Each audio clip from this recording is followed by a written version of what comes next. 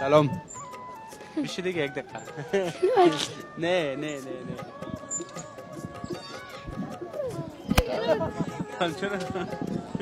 حال چرا میشرمی؟ میشرمه نمیتونه گپ زده. اما قدر پرسان بکنم مکتب میخونه یا نه؟ مکتب میخونی؟ هیچ مکتب نخوندی تالگه؟ خواندیم. تو صنف چند؟ تو صنف 6. حال چرا امروز ما نخواستی گپ بزنی؟ ها؟ نخواستم. چرا نخواستی گپ بزنی؟ خیلی نام چیست؟ اخترشاه. اخترشاه؟ خب در روز عید به دنیا آمده بودی؟ در روز اختر؟ نه نه فهمیدم. خب چی مفروشی؟ بولانی. روز چند دانه میتونی بفروشی؟ 100 دانه. حساب نکردی؟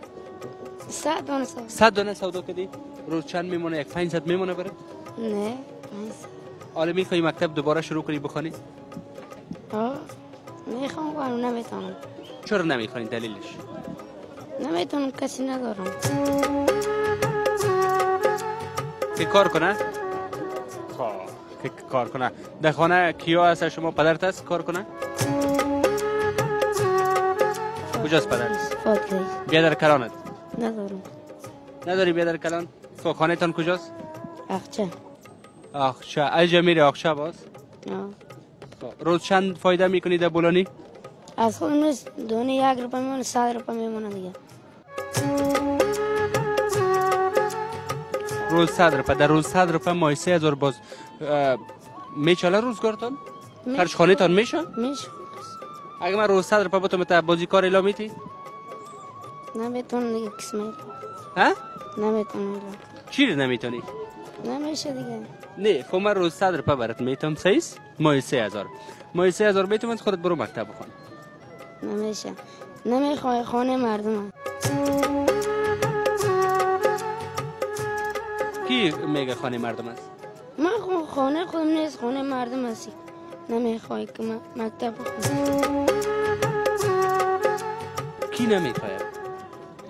خانه مردم هستی که یازیم است. خانه یازنیت هستی؟ مادرت کجاست؟ مادرم شیک رفتگیست. خودت امروز همشهری زندگی میکنی؟ خب خانه تان در آخشه است گفتی؟ خانه یازنیت؟ در بازار است یا در اطراف؟ نه اطراف. در اطراف است. خب شماره تلفن داره یازنیت؟ حالا یک شماره تلفن داری که من خانه تان بیم باز؟ پیش یازنیت بیم؟ شماره دارم. خب یک شماره تلفن چه رقم بر من میتی؟ خودتان رقم که میخوانی. خب بر من یک شماره تلفن بده. من امروز یازنیت گپ میزنم. این پیسه را که در اینجا پیدا میکنی این پیسه را من میتونم تا مگرم تو مکتب بخوان کار نکن. صحیح؟ میشه این رقم؟